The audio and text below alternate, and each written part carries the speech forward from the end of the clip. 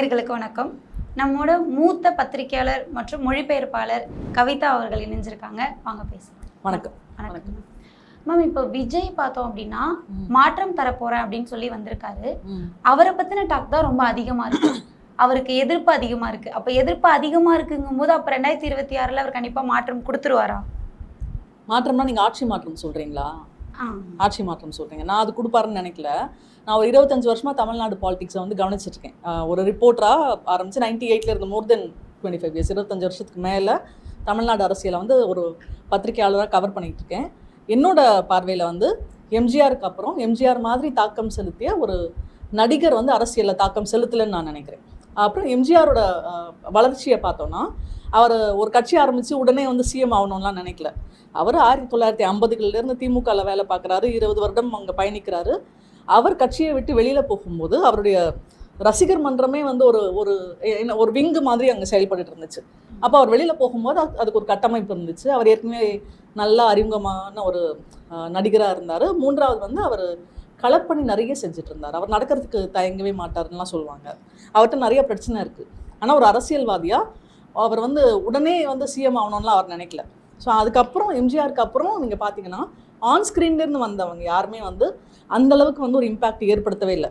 விஜயகாந்த் வந்து க்ளோசஸ்ட்டாக வருவார். ஆனால் அவரால் கூட அவரையும் இத்தனைக்கும் வந்து நல்லா திட்டமிட்டு தான் வந்தார். திடீர்னுலாம் அவர் வந்துட்டுல அவர் ரொம்ப பிளான் பண்ணார். ஒரு இமேஜ் பில்டிங்கும் இருந்துச்சு. அவரை பற்றி நம்ம இப்போ பேசும்போதும் அதை நான் வந்து நெகட்டிவாக சொல்ல விரும்பல, பாசிட்டிவாகவே சொல்லலாம். அவர் ஒரு நல்ல மனிதராக இருந்தார், அரசியலுக்கு வந்தார். அவராலேயுமே பெரிய அளவில் வந்து எதுவுமே பண்ண முடியல. ஃபர்ஸ்ட் எலெக்ஷனில் ஒரு 8 to 10% வாங்கினார். அதுக்கப்புறம் செகண்ட் எலெக்ஷன்லேருந்து அவர் வந்து ஒரு மாதிரி ஃபிசில் அவுட் ஆகிடுச்சு அந்த கட்சி. இன்றைக்கி வந்து தேமுதிக வந்து எந்த இடத்துல இருக்குதுன்னு நம்ம எல்லாருக்குமே நல்லா தெரியும். ஸோ என்னை பொறுத்த வரைக்கும் எம்ஜிஆருக்கு அப்புறம் அந்த மாதிரியான ஒரு தாக்கத்தை ஏற்படுத்தின நடிகர் வந்து வரல. விஜய் வந்து உண்மையிலே எம்ஜிஆரை விட சிறந்த நடிகர்னு அல்லது எம்ஜிஆரை விட புகழ்பெற்ற நடிகர்னு நான் நினைக்கல. ஆனால் இப்போது சின்ன பசங்களில் ஆரம்பித்து இப்போது காலேஜ் படிச்சுட்டு இருக்கவங்க, முதல் வாக்காளர்கள்னு சொல்லக்கூடியவங்க எல்லாருமே விஜய் மேலே ரொம்பவே வந்து ஆர்வமாக இருக்காங்க. அவர் கண்டிப்பாக மாற்றம் கொடுப்பாரு, அண்ணா வந்துடுவார், அண்ணா தான் வரணும் அப்படின்னு இருக்காங்களே. இது இல்லை, எனக்கு ஒரு விஷயம் புரியல. நம்ம வந்து நம்ம ஸ்டூடெண்ட்ஸ் வந்து ரொம்ப அரசியல் நீக்கம் செய்யப்பட்டிருக்காங்க அப்படின்றது ஒரு தரப்பில் புரியுது. ஏன்னா காலேஜில் வந்து இப்போ ஸ்கூல்லையோ காலேஜ்லேயோ உங்களுக்கு வந்து பொலிட்டிக்கலாக சொல்லித்தரதெல்லாம் என்ன மாதிரி சொல்லித்தராங்க அப்படின்ற ஒரு கேள்வியும் வருது. ஆனால் உண்மையிலேயே அப்படி ஒரு நரேட்டிவ் செட் பண்ணுறாங்கல்ல, விஜய்க்கு வந்து இவ்வளவு சதவிகிதம் ஓட்டு இருக்குது, இல்லை இத்தனை மக்கள் ஓட்டு போடுறாங்க, இதெல்லாம் வந்து உண்மையா அப்படின்றது நமக்கு ஃபர்ஸ்ட் எலெக்ஷனுக்கு அப்புறம் தான் தெரியும். நம்ம ஒரு எலெக்ஷன் கூட சந்திக்காத விஜயை வச்சு தான் இவ்வளோ பேசிகிட்டு இருக்கோம். மக்கள் வந்து இப்போ நீங்கள் வந்து யார் சர்வே எடுக்கிறாங்க அப்படின்றத பொறுத்து மக்களோட பதில் மாறவும் செஞ்சுருக்கு. இப்போ நான் வந்து திமுக ஆதரவான்னு லோக்கலில் இருக்கிறவங்களுக்கு தெரியும்னா என்கிட்ட நான் திமுக தான் ஓட்டு போடுவேன் அப்படின்னு சொல்லுவாங்க. இல்லை நான் அதிமுக ஆதரவுன்னு நினைச்சாங்கன்னா என்கிட்ட அதிமுக தான் ஓட்டு போடுவேன்னு சொல்லுவாங்க. ஸோ அந்த மாதிரியான ஒரு விஷயத்தையும் நான் பார்த்துருக்கேன். என்கிட்ட வந்து ஒரு ஜேர்னலிஸ்டாக ஒரு மாதிரி பேசுறது, வேற யாராவது அந்த ஊர்லேயே இருக்கிறவங்க யாராவது கேட்டாங்கன்னா அவங்க கிட்ட வேற மாதிரி சொல்றது, இந்த மாதிரியான விஷயங்கள்லாம் நான் பார்த்துருக்கேன். ஸோ இருக்கலாம், நான் இல்லைன்னா சொல்ல. ஃபர்ஸ்ட் டைம் ஓட்டர்ஸ்க்கு, யங்ஸ்டர்ஸ்க்கு விஜயை பற்றி ஒரு சினிமாலேருந்து வரக்கூடிய ஒரு கிரேஸ் இருக்கலாம். ஆனால் அது இவ்வளவு பெரிய அளவில் இருக்கா அப்படின்ற கேள்வி வந்து எனக்கு இருக்குன்னு நான் நினைக்கிறேன். ஆனால் இப்போது முன்னாடி விஜயகாந்த் வந்தார், விஜயகாந்தையும் வந்து கை விட்டுட்டாங்க. அடுத்து சீமான் வந்து 13 வருஷமாக பேசிகிட்டு இருக்காரு, அவரையும் வந்து கண்டுக்க மாட்டாங்க. இப்போ விஜய் வந்திருக்காரு, இப்போ விஜயையும் விட்டுட்டா தமிழ்நாடு வந்து திரும்ப வந்து திராவிட கட்சிகளுக்கே போய்டும், திரும்ப ஊழல் கட்சிகளுக்கே போய்டுன்ற மாதிரி ஒரு டாக் போயிட்டுருக்கே, அது எப்படி? நம்ம தமிழ்நாடு வந்து எங்கள் இந்திய அளவில் கம்பேர் பண்ணிங்கன்னா தமிழ்நாடு வந்து ரொம்ப கம்மி மாநிலங்கள் தான் இந்த இடத்துல இருக்காங்க. நீங்கள் வந்து கேரளாவோட ஒப்பிடலாம். அப்போது நம்ம வந்து எல்லா விதத்துலேயும் நம்ம வந்து முன்னேறிய நிறைய பிரச்சனை இருக்குது, நான் அதெல்லாம் மறுக்கல.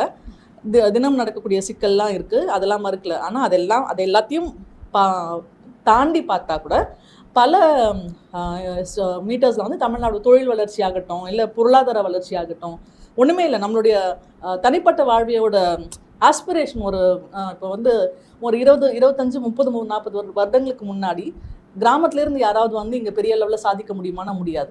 இன்றைக்கி நம்ம டெலிவிஷனில் பார்க்குறவங்க எல்லாருமே செலிபிரிட்டிஸாக நம்ம பார்க்குறவங்க எல்லாருமே வந்து வேறு பின்புலங்கள்லேருந்து வந்தவங்க. இங்கே இருக்கக்கூடிய மீடியாவை நான் சொல்கிறேன் என்ன, நீங்கள் வந்து நார்த் இந்தியன் மீடியாவை எடுத்துகிட்டு இங்கே இருக்கக்கூடிய மீடியாவை பார்த்தீங்கன்னா நார்த் இந்தியன் மீடியா ஃபுல்லாக பிராமின்ஸாக இருப்பாங்க, அப்பர் காஸ்ட் பீப்புள் தான் இருப்பாங்க. இங்கே வந்து அப்படி இல்லை. குறிப்பாக தமிழ்நாடு தொலைக்காட்சிகளில் வந்து அது ரொம்ப வந்து டெமோக்ராட்டிக்கான ஒரு ஸ்பேஸாக வந்து இங்கே இருந்திருக்கு. ஸோ இந்த மாற்றம் இருக்குல்ல, இந்த மாற்றம் வந்து வட இந்திய மாநிலங்கள் கொண்டு வரணும்னா அவங்களுக்கு இன்னும் பல நூறாண்டுகள் தேவைப்படும். ஸோ அந்த மாதிரியான ஒரு இடத்துல வந்து நம்ம இருக்கோம். அதனால இந்த கட்சி திரும்ப ஆட்சி செஞ்சா என்ன அப்படின்ற கேள்வி வந்து எனக்கு நல்ல வளர்ச்சி கொடுக்குறாங்க அப்படின்னா நம்ம எதுக்கு வந்து அன்டெஸ்டட் இல்லை. நான் வந்து எனக்கு விஜயோட படங்களை பார்த்து அவரை பற்றி ஒரு ஒப்பீனியன் இருக்குது, ஒரு தனி பர்சனாக. அந்த ஒப்பீனியனை பேஸ் பண்ணி அவருக்கு ஓட்டு போடுறதுக்கு எனக்கு பயமாக இருக்குது. அப்போ நான் எதுக்கு விஜயை சூஸ் பண்ணுவோம்? எனக்கு வந்து ஒரு நல்ல ஆப்ஷன் இருக்குது.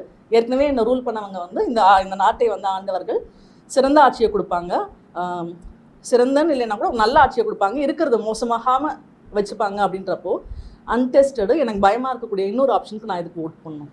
இப்போ சினிமாவை பாருங்கன்ற மாதிரி ஒரு டேக்லைன் இருக்குல்ல, இப்போ நீங்கள் படத்தை வச்சு எனக்கு ஒரு ஒப்பீனியன் இருக்குது அப்படின்னு சொல்கிறீங்களே, அது என்ன மாதிரியான தாக்கம்? தமிழ்நாட்டில் வந்து நீங்கள் சினிமாவை வெறும் சினிமாவாக பார்க்க முடியுமான்னு தெரில. அது வந்து அதை நான் நெகட்டிவாகவும் சொல்ல விரும்பல. அது ஏதோ ஒரு இதில் நம்ம பண்பாட்டோட கலந்த ஒரு விஷயமா இருக்குது. நான் பழைய பராசக்தியை பற்றி சொல்கிறேன். அந்த மாதிரியான ஒரு படத்தை வந்து நம்ம இனிமேல் பார்க்கவே முடியாது. ஏன்னா அந்த 1953 அந்த படத்துடைய தாக்கம், அந்த படம் பேசின விஷயங்கள்லாம் இருக்குல்ல, அதெல்லாம் அவ்வளவு முக்கியமான, இன்றைக்குமே நம்ம நினச்சி பார்க்க முடியாத விஷயம். பல பத்தாண்டுகள் கழிச்சு ஹிந்தியில் வந்து பிகேன்னு ஒரு படம் வந்துச்சு, நீங்கள் பார்த்துருப்பீங்க, அமீர் கான் நடிச்சுப்பீங்க. பராசக்தியில் சொன்னதில் கொஞ்சம் தான் அவங்க சொல்லியிருப்பாங்க, அதுவே வந்து பயங்கரமாக கொண்டாடினாங்க. ஸோ நம்ம இந்த அளவுக்கு வந்து படங்கள்லேயே கொஞ்சம் முற்போக்காக இருந்திருக்கோம் அப்படின்றது வந்து நமக்கே தெரியும். ரெண்டாவது, விஜய் வந்து விஜய் இப்போ வந்து வெறும் சந்திரசேகர் என்ற ஒரு இயக்குனருடைய மகனாக மட்டும் வந்தார்னா நம்ம அப்போ அவரோட சினிமா இமேஜை இப்போ பார்க்க தேவையில்லை. ஆனால் அவர் ரொம்ப எஸ்டாப்ளிஷ், அவரே சொல்கிறாரு, நான் வந்து ஒரு பெரிய இதை வந்து விட்டுட்டு வரேன், ஒரு 1000 கோடி பிஸ்னஸை விட்டுட்டு வரேன் அப்படின்னு சொல்கிறார். அப்போ அவர் தன்னை ஒரு சினிமா பர்சனாக இருந்துட்டு அந்த துறை மேலே மக்களுக்கு இருக்கக்கூடிய கவர்ச்சியை நம்பி அவர் வரும்போது நான் ஏன் சினிமாவா பார்க்கணும்? Okay ma'am. இப்போ ஊடகத்துலேயும் சரி, நம்ம அரசியலுக்கு வர பெண்களும் சரி, அவங்களுக்கு இப்போ என்ன மாதிரியான சிச்சுவேஷன் இருக்கு, என்ன மாதிரியான நெருக்கடிகள் இருக்குன்றது இல்லை. நீங்கள் வந்து ஆக்சுவலாக விஜயை பற்றி கேட்டுட்டு இதை கேட்குறது வந்து நான் ரெண்டுமே கோரிலேட் பண்ணி பார்க்கணும் அப்படின்னு நான் நினைக்கிறேன். ஒரு விஷயம் வந்து விஜய்கிட்ட சினிமாவில் இருக்கக்கூடிய பிரச்சனையை நான் சொல்கிறது, அவருடைய நிறைய படங்களில் வந்து பெண்களை வந்து ரொம்ப மோசமாக காட்டியிருப்பாங்க. நீ வந்து ஒரு பொம்பளை மாதிரி இருக்கணும், இந்த மாதிரி பேசுகிற டைலாக்ஸ் எல்லாம் இருக்குல்ல, அதெல்லாம் வந்து ஸோ இந்த மாதிரியான விஷயங்கள் வந்து ரொம்ப மோசமான விஷயங்கள் அப்படின்னு நான் நினைக்கிறேன். அப்போ நீங்கள் ஒரு ஆவரேஜ் விஜய் ஃபேன் வந்து இந்த மாதிரியான விஷயங்களை பார்த்து ரசிக்கிறாருன்னா அவருடைய மென்டாலிட்டியுமே சேர்த்து நம்ம வந்து கொஸ்டின் பண்ணோம் அப்படின்னு நான் நினைக்கிறேன். ஸோ இந்த மாதிரியான ஒரு பெரிய குரூப் இருக்காங்க, பொலிட்டிசைஸ் ஆகாமல் இதெல்லாம் சரின்னு நம்புகிற ஒரு குரூப் இருக்காங்க. அதே நேரம் சோஷியல் மீடியா வந்து முன்னாடி இல்லாத அளவுக்கு சுதந்திரத்தையும் ஒரு அனானிமிட்டின்னு சொல்லுவாங்கள்ல, அவங்க பேரெல்லாம் எழுத வேணாம், அவங்க யாருன்னு ஸோ அது வந்து அந்த மாதிரியான ஒரு தன்மையை கொடுத்துருக்கு. ஸோ நான் வந்து இப்போ நேரில் நான் உங்களை பார்த்தேன்னா நான் உங்ககிட்ட பொலைட்டாக தான் நடந்துப்பேன், உங்ககிட்ட மோசமாலாம் பேச மாட்டேன். ஆனால் போய் சோஷியல் மீடியாவில் உங்களை வந்து என்னென்ன எப்படினாலும் கழுவி ஊற்றுவேன். ஏன்னா சோஷியல் மீடியாவில் வந்து நான் அவங்க முகத்தை பார்க்கல, அதனால் அந்த மாதிரியான ஒரு டிசிப்ளினை கடைப்பிடிக்கணும்னு நான் நினைக்க மாட்டேன். ஸோ அந்த டிஃப்ரென்ஸ் வந்து சோஷியல் மீடியா கொண்டு வந்திருக்குன்னு நான் நினைக்கிறேன். சோஷியல் மீடியாவை பொறுத்த வரைக்கும் ஒரு முக்கியமான விஷயம், நமக்கு நிறைய சுதந்திரத்தை கொடுத்துருக்கு. இதற்கு முன்னாடி மெயின் ஸ்ட்ரீம் மீடியா எடுக்க தவிர பல பிரச்சனைகளை வந்து சோஷியல் மீடியா வெளிப்படுத்திருக்கு. பெண்களுக்கு எதிரான வன்முறை கூட சில இதெல்லாம் சோஷியல் மீடியாவில் வந்து பெரிய இஷ்யூ ஆனதெல்லாம் நான் வந்து பார்த்துருக்கேன். ஸோ அது வந்து இந்த என்ன சொல்கிறது, ரெண்டு பக்கமும் வெட்டுற கத்தியாக அது இருக்குது. எந்த பக்கம் எதை வெட்ட நம்ம பயன்படுத்துகிறோம் அப்படின்றது தான். சோஷியல் மீடியாவை பொறுத்த வரைக்கும் நிறைய பேர் இப்படி இருக்காங்க. அந்த மாதிரி இருக்கிறவங்களுக்கு சினிமாவும் ஏதோ ஒரு விதத்தில் என்கரேஜ் பண்ணுதுன்னு நான் நினைக்கிறேன். இப்போ விஜயோட படத்தை பார்த்துட்டு நீங்கள் சொன்ன அந்த ஷார்ட் சீன் இருக்குல்ல, அதை பார்த்துட்டு விஜயை வந்து கொண்டாடுற ஒருவர் வந்து கட்டாயமாக ஒரு பெண்களை பார்த்து கமெண்ட் அடிப்பார், மோசமான கமெண்ட் அடிப்பார். அதனால தான் வந்து குறிப்பாக அரசியலுக்கு வரணும்னு நினைக்கிற ஆக்டர்ஸ்க்கெல்லாம் இருக்க வேண்டியதோ அந்த பொறுப்புணர்வு இருக்கணும்னு நான் நினைக்கிறேன். அடுத்தவர்களுடைய சுதந்திரத்தையும் மரியாதையும் கண்ணியத்தையும் தன்னுடைய ரசிகர்கள்னு சொல்லக்கூடியவர்கள் காப்பாற்ற வேண்டும் அப்படின்ற அடிப்படை பொறுப்புணர்வு இருக்கணும்னு நான் நினைக்கிறேன். இது வந்து பெரும்பாலும் இன்றைக்கு நடிகர்கள்கிட்ட இல்லை. அவங்க ரசிகர்களை வந்து எப்படி என்ன சொல்கிறது ஊக்குவிக்கிறாங்க அப்படின்றது இருக்குல்ல, சினிமா மூலமாக அவங்க நேரடியாக வந்து இதை நீ பண்ணு அதை நான் பண்ணணும்னா ஆப்வியஸ்லி சொல்ல மாட்டாங்க. பட் திரையில் நீங்கள் என்ன காட்டுறீங்க, நீங்கள் வந்து ஒரு பெண்ணை வந்து நீ முதல்ல பொம்பளை அதுக்கப்புறம் தான் நீ ஒரு போலீஸ் அப்படின்னு சொல்லும் போது நீங்கள் என்ன ஒரு மெசேஜை சொல்கிறீங்க அப்படின்ற ஒரு கேள்வி இருக்குல்ல, அந்த கேள்வியோட இதை இணைச்சு ஸோ இது எல்லா விதத்துலையும் அஃபெக்ட் ஆகுது. ஒன்று சோஷியல் மீடியா உங்களுக்கு ஒரு சுதந்திரத்தை தருது, அந்த சுதந்திரத்தை நீங்கள் தவறாக பயன்படுத்துகிறீங்க. அதை என்ன பண்ணுறது, அதை வந்து அங்கீகரிப்பதற்கு சினிமா வந்து ஒரு விதத்தில் ஒரு டூலாக வந்து இயங்குது. ஸோ அது வந்து ரொம்ப டேஞ்சரஸான ஒரு விஷயம் நான் நினைக்கிறேன். இன்றைக்கு சுதந்திரமாக இயங்கக்கூடிய பெண்களை, குறிப்பாக தங்களுடைய கருத்துக்களை வெளிப்படுத்தக்கூடிய பெண்களை கருத்து ரீதியாக வந்து எதிர்கொள்ளாமல் அவங்க கேரக்டரை பத்தி பேசுறது, எது வந்து அவங்கள முடக்கும், எதுக்கு எப்படி அவங்க வாய் அடைக்கணும்ன்றதுதான் முதல்ல அவங்க பாக்குறாங்க. எப்படி உங்களை பேச விடாம தடுக்கிறது, நீங்க எதை சொன்னா பேசாம இருப்பீங்க, 2 நிமிஷம் யோசிப்பீங்க, ஒரு வாரம் நீங்க வந்து டல் ஆயிடுவீங்க, இதெல்லாம் பார்த்து அது அங்கதான் அடிப்பாங்க. அது வந்து நான் என்ன சொல்றது, அது ரொம்ப கேவலமான ஒரு விஷயம். அது செய்யக்கூடாது அப்படின்றது தான் அடிப்படையான விஷயம். இதைத்தான் வந்து நம்ம பொலிட்டிசைஸ் பண்ணோன்றோம். நம்ம ஏன் திரும்ப திரும்ப பெரியாரை படிங்க, இதெல்லாம் படிச்சு நீங்க புரிஞ்சுக்கோங்கன்னு சொல்றதுக்கு காரணம், இதெல்லாம் படிச்சு நீங்க ஒரு மரபுல வந்தீங்கன்னா உங்களுக்கு தெரியும் நீங்க செய்யறது தப்பு அப்படின்னு. நம்ம வந்து சினிமா பார்த்துட்டு அதை கொண்டாடுற சினிமா பார்க்கலாம், அதை நான் தப்புலாம் சொல்ல வரல. ஆனா எது அது ஒரு லைன் இருக்குல்ல, சினிமான்றது ரியாலிட்டி ஆகாது, சினிமான்றது நம்மளை இன்ஸ்பயர் பண்ணக்கூடாது. Unless it is like Parasakthi மாதிரி ஒரு படம்னா ஓகே, அதுலேருந்து நான் இன்ஸ்பிரேஷன் எடுப்பேன். ஆனால் சிவகாசி மாதிரியான ஒரு படத்துலேருந்து ஒரு இன்ஸ்பிரேஷன் எடுக்கணுன்ற அவசியம் வந்து எனக்கு இல்லை, அது நியாயமான விஷயமும் இல்லைன்னு நான் நினைக்கிறேன். ஸோ அந்த லைனை அதை புரிஞ்சுக்கிற அளவுக்கு பகுத்தறிவு நமக்கு இருக்கணும்னு நான் நினைக்கிறேன். இப்போ எல்லா கட்சியிலையுமே பெண்களை வந்து கொஞ்சம் இழிவாக பார்க்குற மனநிலையில் இருக்கிற மனிதர்கள் இருப்பாங்க. ஆனால் தாவைக்காவலன்னு பார்த்தோன்னா பெரும்பான்மையாக இருக்காங்க. இப்போ அந்த கட்சியிலேருந்து வெளியே வந்து ஒரு பொண்ணை வந்து அப்யூஸ் பண்ணுறது, மார்ஃபிங் பண்ணுறதா இருக்கட்டும். இப்போ ரீசெண்டாக ஒரு பெண்மணி வந்து விசில் அடிச்சிட்டு இருக்காங்க, எனக்கு ரொம்ப அது டிஸ்டர்பாக இருக்குது அப்படின்னு சொன்னப்போ அவங்கள ரொம்ப அப்யூஸ் பண்ணி ரொம்ப அசிங்கமான கமெண்ட்ஸ் பண்ணதாக இருக்கட்டும். டிவிகேவை பற்றி விமர்சனம் பண்ணாவே நீ வந்து 200 ரூபாய் ஊப்பியிலேருந்து ஆரம்பித்து குடும்பத்தையே எடுத்து திட்டுறதா இருக்கட்டும். இது எல்லாமே அங்கே அதிகமாக இருக்குன்றது இந்த படங்களும் ஒரு காரணமாக இருக்கும். கட்டாயமா நான் வந்து மெர்சல் படம் வந்துச்சுல்ல, அப்போ நான் எப்பவுமே விஜயோட ஃபேன்லாம் கிடையாது, எப்பவுமே விஜய் படங்கள்ல சிக்கல் இருக்குன்னு நினைப்பேன். ஆனால் மெர்சல் படத்துக்கு வந்து பாஜக அப்பவுமே பயங்கரமா குடசல் கொடுத்துச்சு, உங்களுக்கு ஞாபகம் இருக்குமான்னு தெரியல. ஸோ அப்போ ரொம்ப பிரச்சனை எல்லாம் பண்ணப்போ அதுக்கு எதிராக வந்து தாமுகேசான்னு நினைக்கிறேன், தாமுகேசா ஒரு கூட்டம் ஏற்பாடு பண்ணி அதில் நான் பேசினேன்.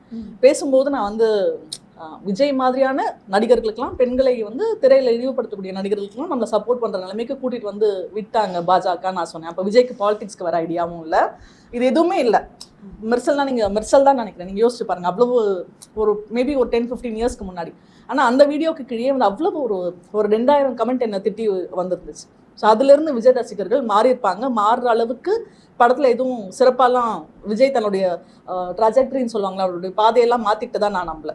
நீங்க வந்து மெர்சல்ல இருந்து அவருடைய படம் ட்ராக் எல்லாம் பாத்தீங்கன்னா, நீங்க ஒண்ணு ஏதோ ஒரு விதத்துல வந்து அஜித்தாவது வந்து கம்யூனிகேட் பண்றாரு, குறைஞ்சபட்சம் ரசிகர்கள் வந்து இப்படி நடக்கக்கூடாது அப்படின்றத வந்து டைரக்டாவோ இன்டைரக்டாவோ கம்யூனிகேட் பண்றாரு. ஆனா விஜய் அந்த மாதிரி எதுவுமே சொல்றது கிடையாது. விஜய் வந்து இதெல்லாம் நீங்க வந்து செய்யறது தப்பு அப்படின்னா சொல்றது கிடையாது. என்னுடைய ரொம்ப பெரிய வருத்தம், இது எதுவுமே புரியாம நிறைய இளம் பெண்கள் வந்து அவருக்கு ஆதரவா இருக்காங்களோ அப்படின்ற ஒரு பயம் இருக்கு. ஏன்னா இது எல்லாமே வந்து நீங்க விஜய் அண்ணான்னு கொண்டாடலாம், ஆனா அவர் திரும்ப உங்களுக்கு உங்க தங்கையா உங்களுடைய கண்ணியத்தை அவர் காப்பாத்துறாரா அப்படின்ற கேள்வி இருக்குல்ல. இப்போ நீங்க சொன்ன மாதிரி பாதிக்கப்பட்ட பெண்ணோட இடத்துல விஜயோட ரசிகைகள் இருந்தாங்கன்னா அவங்க என்ன மாதிரி ஃபீல் பண்ணுவாங்க அப்படின்றது இருக்குல்ல, அதெல்லாம் சேர்த்து யோசிச்சு பார்க்கணும். இப்போ நான் தலைவராக யாரையாவது ஏத்துக்கணும்னா அந்த தலைவர் வந்து எனக்காக நிக்கணும். நான் எனக்காகனா என்ன பர்சனலா தெரிஞ்சுக்கணும்னு அவசியம் இல்லை. ஆனா ஒரு கொள்கை சார்ந்து இந்த மாதிரி பெண்களை வந்து இழிவுபடுத்துவதை நான் என்னைக்குமே அலோவ் பண்ண மாட்டேன் அப்படின்ற ஒரு ஸ்டாண்ட் எடுத்து நிக்கணும். அது நிக்கிறது வந்து இன்னும் விஜய் செய்யலை அப்படின்னு நான் நினைக்கிறேன். அது நான் பிஜேபி கிட்ட ஒரு விஷயம், நான் பிஜேபியில் இருக்கிறவங்க வந்து இது மாதிரி தான் பேசுவாங்க, பாஜக ஆதரவாளர். ஆனா என்ன பொறுத்த வரைக்கும் பாஜக வந்து கருத்தியல் ரீதியாவே அப்படிதான், அவங்க வந்து பெண்கள்னா வீட்டுக்குள்ளதான் இருக்கணும் அப்படின்றது RSSோட சித்தாந்தமே. வீட்டுக்குள்ள ஆமா அதுதான் அவங்களுடைய என்டையர் அடிப்படையான விஷயமே. அதனால பாஜக அதை செய்யும் போது எனக்கு கோபம் இருக்கு. ஆனா அதனால நான் வந்து ஏன்னா அது எனக்கு அதிர்ச்சியாலாம் இல்லை. ஸோ இவங்ககிட்ட இதான் எதிர்பார்க்க முடியும்னு. கிட்டத்தட்ட அதே நிலைமையில தான் விஜய் இருக்காரு. ஆனா அவர் மாற்றத்தை கொடுப்பாருன்னு வந்து மக்கள் நம்புறாங்கன்னு நீங்க சொல்றீங்கல்ல, அதுதான் எனக்கு உண்மையிலேயே அதிர்ச்சியா இருக்கு. அது வந்து அவரே சொல்லிக்கிறாரு, நான் மாற்றத்தை கொடுக்க போறேன், 200 கோடி விட்டுட்டு வரேன், இதெல்லாம் அவரே சொல்லிக்கிறதுனால இல்ல. யாரோ சொன்ன மாதிரி இப்போ பிளாக் டிக்கெட் விற்கிறதும் வந்து ஒரு விதத்துல ஊழல் தானே. நீங்க ஊழல் அப்படின்றத கேட்டகரைஸ் பண்ணீங்கன்னா பிளாக் டிக்கெட் விற்கிறதும் ஊழல் தான். நீங்க வந்து டிஸ்ப்ரொபோர்ஷனேட்டா சம்பளம் வாங்குறது, நீங்க நடிக்கக்கூடிய ஒரு படத்துல வந்து மற்றவர்களுக்குலாம் என்ன மாதிரியான சம்பளம் ஒண்ணுமே வேணாம், விமனுக்கு என்ன மாதிரியான சம்பளம், ஹீரோயின்ஸ்க்கு என்ன மாதிரியான சம்பளம் கொடுப்பாங்க. பெரும்பாலும் பெரிய ஹீரோஸ் நடிக்கிற படத்துல வந்து ஒரு நல்ல ஹீரோயினை போட்டாங்கன்னா அவங்க கம்மியா சம்பளம் வாங்குவாங்க. அவங்க வந்து இப்போ ஹீரோயின் ஓரியன்ட் படத்துல நடிக்கிறாங்கன்னா கொஞ்சம் கூடுதலா சம்பளம் வாங்குவாங்க. ஸோ அந்த மாதிரியான ஒரு பேரிட்டி, அந்த மாதிரியான ஒரு சமத்துவத்தை திரைப்படத்துல இது வரைக்கும் கொண்டு வந்திருக்காங்களோ நமக்கு தெரியாது. நம்ம இவ்வளவு வந்து நாங்கள் அரசியலுக்கு வந்து மாற்றம் செய்யணும்னு நினைக்கிறவங்க, நீங்க சினிமால இருந்து என்ன மாற்றத்தை நீங்க செஞ்சீங்க அப்படின்றது இருக்குல்ல, அந்த கேள்வியில இருந்து நம்ம எழுப்பணும்ல. ஓகே மேம், இப்போ உங்களுக்கும் இந்த மாதிரி நிறைய நெகட்டிவ் கமெண்ட்ஸ்லாம் வந்திருக்கு நீங்கள் சொல்லியிருக்கீங்களே, அதெல்லாம் நீங்கள் எப்படி மேம் ஃபேஸ் பண்ணியிருக்கீங்க? இல்லை, நான் நிறைய உடஞ்சு போயிருக்கேன், வீட்டுக்குள்ளேயே இருப்பேன், வெளியில் வரமாட்டேன் சில நேரம். அப்புறம் ஒரு கட்டத்துல வந்து தோண ஆரம்பிச்சது, நம்ம வந்து அவங்க நோக்கம் நிறைவேறுது, நம்ம இந்த மாதிரி உள்ள உட்காரும் போது அவங்க என்ன ஆசைப்படுறாங்களோ அது நடக்குது, அதுக்கு நம்ம இடம் கொடுக்க கூடாதுன்னு நான் நினைச்சிருக்கேன். அதே மாதிரி இப்போ நான் ஒரு ரிப்போர்ட்டரா இருக்கிறதுனால நிறைய தலைவர்களோட நான் பேசுவேன். பட் அவங்க கிட்ட சொல்லும் போது இல்லை எங்க கட்சியை சேர்ந்தவங்க இல்லைன்னா என்கிட்ட நிறைய பேர் சொல்லியிருக்காங்க. அவங்க வந்து அஃபிஷியலா எங்க கட்சியில இல்லை, அதனால அவங்க மேல நடவடிக்கை எடுக்க முடியாது அந்த மாதிரிலாம் சொல்லியிருக்காங்க. பட் என்னால முடிஞ்ச இடங்கள்ல நான் வந்து கம்ப்ளைண்ட் பண்ணிருக்கேன்னு தான் நினைக்கிறேன். இதுக்கு முன்னாடி வந்து டிவிக்கே வந்து டிஎம்கே மட்டும் தான் திட்டிட்டு இருந்தாங்க. ஏடிஎம்கே பற்றி பாஜக பற்றி பெருசாக வாயவே திறந்ததில்லை. ஆனால் இப்போ ரீசெண்டாக வந்து அதிமுகவுக்கும் தாவேகாவுக்கும் வந்து வார்த்தை போர் ரொம்ப அதிகமாயிட்டே இருக்குது. இதோட பின்னணி என்னவா இருக்கும் நீங்கள் நினைக்கிறீங்க? எனக்கு சொல்ல தெரியல. இதை விஜய் முன்னாடியே செஞ்சிருந்தாருன்னா எனக்கு வந்து சந்தேகம் வந்திருக்காது. நான் விஜய் வந்து முதல்ல இருந்தே வந்து வெறும் திமுகவை தான் கடுமையாக திட்டிட்டு இருந்தாரு. நீங்கள் வந்து அரசியல் எதிரி திமுக, கொள்கை எதிரி பாஜகன்னு சொல்றீங்க. பட் அரசியல் எதிரியை திட்டுற அளவுக்கு கொள்கை எதிரியா நீங்கள் வந்து திட்டல. ஓகே, அங்கங்கே சொல்லியிருப்பாரு. பட் ரெண்டையுமே வந்து ஒரு என்ன கேட்டால் கொள்கை எதிரி தான் இன்னும் நம்ம வந்து தீவிரமாக எதிர்க்கணும். ஏன்னா அவங்க வந்து என்ன அவங்க கொண்டு வரக்கூடிய கொள்கையே சிக்கல் அப்படின்னா அதை வந்து நம்ம இன்னும் ரொம்ப அதிகமாக எதிர்க்க வேண்டிய தேவை இருக்குது. அப்போ நம்ம கொள்கை எதிரியான பாஜகவில வந்து ரொம்ப லேசாக டீல் பண்ணிட்டு அரசியல் எதிரியான திமுக வந்து ரொம்ப தீவிரமாக அவர் ஹேண்டில் பண்ணாருன்னு நான் நினைக்கிறேன். ஸோ அவரோட அப்புறம் ரொம்ப நாள் வந்து இப்போ கரூர் துயரம் நடந்த பிறகு ரொம்ப நாள் வந்து அவர் பேசாமல் இருந்தார். ஒன்று நீங்கள் கரூர் உங்களை பார்க்க வந்து ஒரு 41 பேர் செத்து போயிருக்காங்க. அதை பற்றி உங்களுக்கு வந்து ஒரு சின்ன குற்ற உணர்வு கூட இல்லை. நீங்கள் வந்து ஓகே உங்களுக்கு நீங்கள் சம்மந்தம் இல்லைன்னு சொல்லுங்கள், உங்களை வந்து உங்களுக்கு அஜெண்டான்னு சொல்லுங்கள், என்னன்னாலும் சொல்லுங்கள். பட் அவங்க அத்தனை பேரும் உங்களை பார்க்க வந்தவங்க. அப்போ அதுவாக ஐயோ என்னை பார்க்க வந்துட்டு இப்படி ஆயிடுச்சேன்ற ஒரு சின்ன குற்ற உணர்வாவது அவர் வெளிப்படுத்தியிருக்கணும். அது நடக்கலன்னு நான் நினைக்கிறேன். அதுக்கப்புறம் ஜனநாயகன் பிரச்சனை வந்தப்போ அவர் பாஜகவை பற்றி பேசல. அதுக்கப்புறமா அவர் வந்து ஒரு கிட்டத்தட்ட 1 மாதம் அமைதியாக இருந்தாங்க, கட்சியில் எதுவுமே நடக்காமல். 1 மாதம் கழிச்சு அவங்க வந்து பேசும்போது அப்போ ஏதோ ஒரு அஜெண்டா இருக்குது, ஏதோ பிளான் பண்ணுறாங்கன்னு தெரியுது. அது என்னன்னு தான் தெரிய மாட்டேங்குது.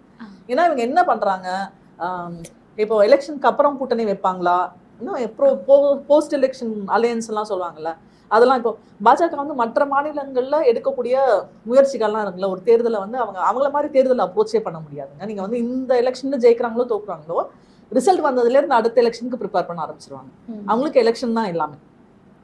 அப்போ ஒரு எலெக்ஷன் அப்பவும் அவங்க வந்து ஆப்போசிட்ல ஒர்க் பண்றவங்களுக்கு வந்து ஃபண்ட்ஸை முடக்கிறதுல இருந்து ரைடு இந்த மாதிரி பல விஷயங்களை வந்து செய்யறது. அங்க மகாராஷ்டிரா மாதிரியான ஒரு மாநிலம் இல்லை மற்ற மாநிலங்கள்ல நம்ம நிறைய பார்த்துருக்கோம் எப்படி வந்து அப்போசிஷனை வீக்கெண்ட் பண்றதுக்கு என்னெல்லாம் பண்ணுவாங்க அப்படின்னு.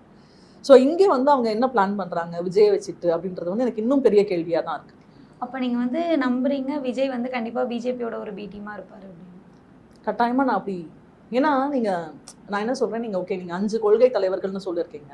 பட் அந்த 5 கொள்கை தலைவர்கள் சொல்லக்கூடிய எந்த கொள்கைகளே உங்கள் கட்சியில் நீங்கள் பின்பற்றிருக்கீங்க, உங்கள் சினிமாவில் நீங்கள் வந்து காட்டியிருக்கீங்க.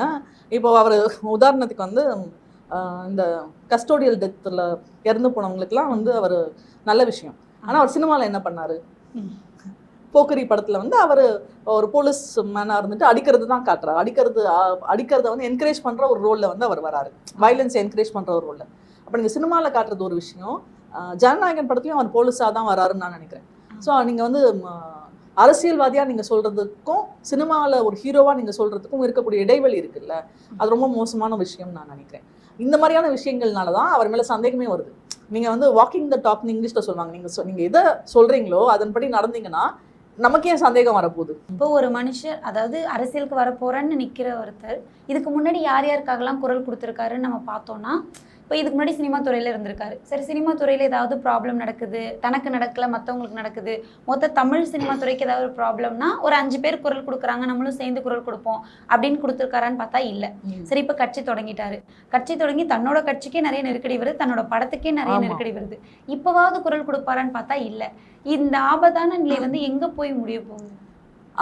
ஒன்று இவங்க வெறும் சினிமா கவர்ச்சியை மட்டும் வச்சு மக்களை வந்து ஏமாத்தி நாம் ஒரு மாற்றம்னா என்ன, எம்ஜிஆர் மாதிரி அப்படி அவர் நினைக்கிறாரு. அது வந்து பெரிய அளவுல பலன் கொடுக்காதுன்னு நான் நினைக்கிறேன். ஒருவேளை இவங்க சொல்றதெல்லாம் உண்மையா இருந்து, இவங்க செட் பண்ற நரேட்டிவ் உண்மையா இருந்து இவ்வளவு இளைஞர்கள் வந்து அவருக்கு இப்போ ஓட்டு போட்டாலும் அடுத்த எலெக்ஷன் அவங்க ஓட்டு போடுவாங்களாம் நமக்கு தெரியாது. அடுத்த எலெக்ஷனுக்குள்ள கொஞ்சமாவது அவங்களுக்கு வந்து யோசிக்க ஆரம்பிச்சிருப்பாங்க. இல்ல அவங்க எலெக்ஷன் ஒருவேளை விஜய் ஜெயிச்சு சிஎம்ஏ ஆகிறாருன்னு வச்சுக்கோங்க, அவரால் 5 வருஷத்துல என்ன பண்ண முடியும்? நீங்க வந்து ஒரு நாள் முதல்வர் மாதிரி வந்து சினிமாவில் நடக்கிற மாதிரியான ஒரு மாற்றத்தை வந்து உங்களால கொண்டு வர முடியாது. நீங்க ஏற்கனவே நடந்த நல்ல மாற்றங்களை வந்து பின்னோக்கி இழுத்துட்டு போகாம இருந்தாலே போதும்.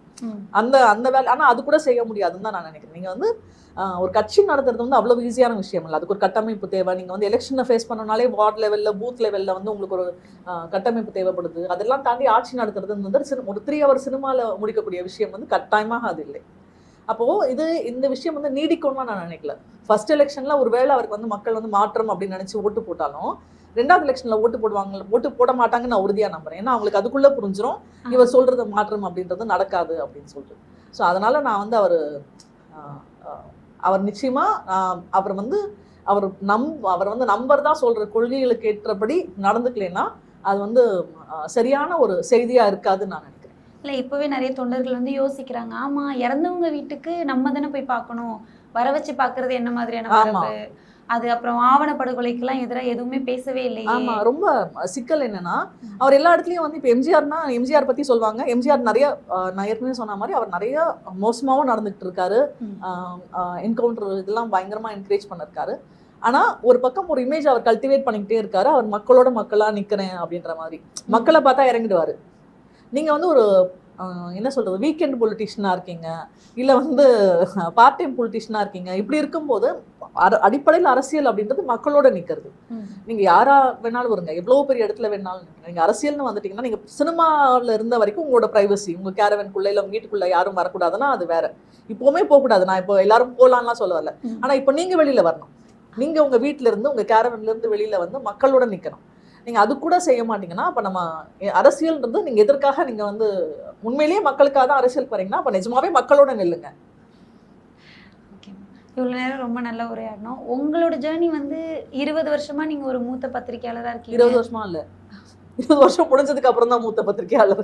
எடுத்த உடனே யாரும் மூத்த பத்திரிகையாளராக இருக்க மாட்டாங்க. 20 வருஷமா நீங்க பத்திரிகையாளராக இருந்திருக்கீங்க, இப்போ மொழிபெயர்ப்பாளராகவும் இருக்கீங்க. இந்த ஜேர்னி எப்படி மேம் இருக்கு? ஏன்னா நான் நிறைய ஜேர்னலிசம் காலேஜஸ்லாம் நான் 98ல் ஆரம்பிச்சேன். ஸோ மோர் தென் 25 வருஷத்துக்கு மேலே ஆச்சு. ஜேர்னலிசம் காலேஜஸ்லாம் பேச கூப்பிடும்போது நான் நிறைய திட்டுவேன். அந்த மாதிரி இங்கே வந்து சமத்துவமாக இல்லை, பெண்களுக்கு பெருசாக வாய்ப்பு கிடைக்காது, இவ்வளோ கார்பரேட் மீடியாக்குள்ளே சிக்கல் இருக்கும், யார் வந்து அட்வர்டைஸ்மெண்ட் கொடுக்குறாங்களோ அவங்களுக்கே ஏற்ற மாதிரி எழுதுகிற மாதிரி இருக்கும். இப்போ நெருக்கடியான விஷயங்களுக்கு இப்போ ஆவண கொலைகள் பற்றி நீங்கள் சொன்னதுனால ஒரு கட்டுரை எழுதணும்னா அதுக்கு வந்து நிறைய நம்ம போராட வேண்டியிருக்கும். இல்லை விவசாய நெருக்கடி பார்த்தோன்னா அதனால டிஆர்பி வராது, இல்லை அதனால வந்து பெரிய ட்ராக்ஷன் வராதுன்னு நினைச்சா அதை பத்தி எழுதுறதுக்கு நம்ம சண்டை போட வேண்டியிருக்கோம். இத்தனை பிரச்சனையும் இருக்கு. ஆனா இத்தனை பிரச்சனைகளோட நீங்க வேற ஏதாவது வேலைக்கு போறீங்களான்னு கேட்டா நான் மாட்டேன்னு தான் சொல்வேன். ஒரு ஜேர்னலிஸ்டா நான் வந்து 25 வருஷத்துக்கு முன்னாடி நம்ம வரும்போது நமக்குலாம் ஒரு ஐடியா இருக்கும். ஒரு டீன்ஸ்ல வந்து நம்ம உலகத்தை மாத்திடலாம், பெரிய புரட்சியை கொண்டு வந்துடலாம். ஆனா 25 வருஷம் கழிச்சு நான் வந்து ஒரு நல்ல ஹியூமன் பீயிங்கா மாறி இருக்கேன் அப்படின்றதே எனக்கு ரொம்ப மகிழ்ச்சியான விஷயம் நான் நினைக்கிறேன். அதனால முடிகிற வரைக்கும் இந்த வேலையை தான் பண்ணிட்டு இருப்பேன். ஓகே மேம், கடைசியாக ஒரே ஒரு டிப்ஸ் ஒன்று சொல்லிடுங்க. ஏன்னா இப்போ 26 எலெக்ஷன் வரப்போகுது. ஒன்று மாற்றம் தரப்போறேன்னு சொல்லி ஒரு தப்பான தலைவரை தேர்ந்தெடுப்பாங்க, அப்படி இல்லைன்னா எதுவுமே வேண்டாம் அப்படின்னு போய் நோட்டாவுக்கு ஓட்டு போடுவாங்க. அவங்களுக்கு நீங்க என்ன சொல்ல விரும்புறீங்க மட்டும்? நான் இந்த தப்பு பண்ணிருக்கேன். நோட்டா மாதிரி யாராவது சுயேட்சையை தேடி பார்த்து ஓட்டு போட்டிருக்கேன். அதுக்கு உண்மையிலேயே நான் வருத்தப்படுறேன். ஃபர்ஸ்ட் எலெக்ஷன்ல நான் அப்படிதான் பண்ணேன். நமக்கு புரிந்து கொள்ள வேண்டியது, ஓகே நீங்க வந்து எல்லார் மேலேயும் உங்களுக்கு விமர்சனம் இருக்கலாம், குறை இருக்கலாம். யார் மீது விமர்சனம் கம்மியா இருக்கு, உண்மையிலேயே யார் வந்து உங்களுக்காக நிற்பாங்க, யார் வந்து வேலை செய்வாங்க அப்படின்றத பார்த்து மக்கள் ஓட்டு போடணும்னு நினைக்கிறேன். ஒரு சிட்டிசனா, ஒரு குடிமகனா என்னுடைய மாண்புன்னு ஒன்று இருக்குல்ல, அது எந்த விதத்துலையும் சமரசம் செய்யாத ஒரு அரசு வந்து எனக்கு வேணும். நான் ஒரு பெண்ணா இருக்கலாம், ஒரு ஒடுக்கப்பட்ட இனத்தை சேர்ந்தவளா இருக்கலாம், ஒரு சிறுபான்மை இனத்தை சேர்ந்தவளா இருக்கலாம், அந்த மாதிரி நிறைய பேர் இருப்பாங்க. நான் வேற வேற விஷயங்கள் சொல்றேன். இது எதுவுமே இல்லாம இருக்கலாம். எந்த விதத்துலையுமே வந்து ஒரு ஹியூமன் பீயிங்கா என்னுடைய டிக்னிட்டியை கேள்விக்குட்படுத்தாத சிஸ்டம் வந்து எனக்கு தேவை. சமரசம் செய்யாத சிஸ்டம் வந்து எனக்கு தேவை. அதை கொடுக்கக்கூடிய ஒரு அரசு வந்து நம்ம ஏன் வந்து விஜயோட படங்கள் திரும்ப திரும்ப பிரச்சனைன்னு நான் சொல்றேன்னா, அதுல இருந்தே ஏன் நான் ரெஃபரன்ஸ் எடுக்கிறேன்னா, இப்போ அவர் அரசியலுக்கு வந்துட்டாருன்றதுனால. இலவசங்கள்னு சொல்றாங்க, அது இலவசங்கள் இல்லை. எந்த அளவுக்கு நமக்கு வந்து அது எக்கனாமிக்கலா நம்மளை வந்து முன்னேற்றி இருக்கு அப்படின்றதுக்கு பல பொருளாதார வல்லுநர்கள் வந்து பல விஷயங்களை வந்து எக்ஸ்பிளைன் பண்ணி சொல்லிட்டாங்க. நம்ம இலவசம்னு சொல்லக்கூடியது வந்து எப்படி மக்களுடைய வாழ்க்கை தரத்தை வந்து உயர்த்தி இருக்கு அப்படின்றது. ஸோ இந்த மாதிரியான புரிதல் இல்லாமல் வந்து படம் எடுக்கிறதும் சரி, புரிதல் இல்லாமல் கருத்துக்களை வந்து பரப்புறதும் சரி, இதெல்லாம் லாங் டேர்மில் நமக்கு நம்மளுடைய வாழ்க்கை தரத்துக்கு உதவாது. நம்ம வாழ்க்கை தரத்திற்கு உண்மையிலேயே நம்மளுடைய மாண்பிற்கு, நம்ம ஸ்டாண்டர்ட் ஆஃப் லிவிங்க்கு எது சரி அப்படின்னு பார்த்து முடிவெடுக்கணும்னு நினைக்கிறேன். இந்த உரையாடல் ரொம்ப நல்லா போச்சு. ரொம்ப நன்றி மேம். நன்றி. அடுத்தது வந்து நன்றி.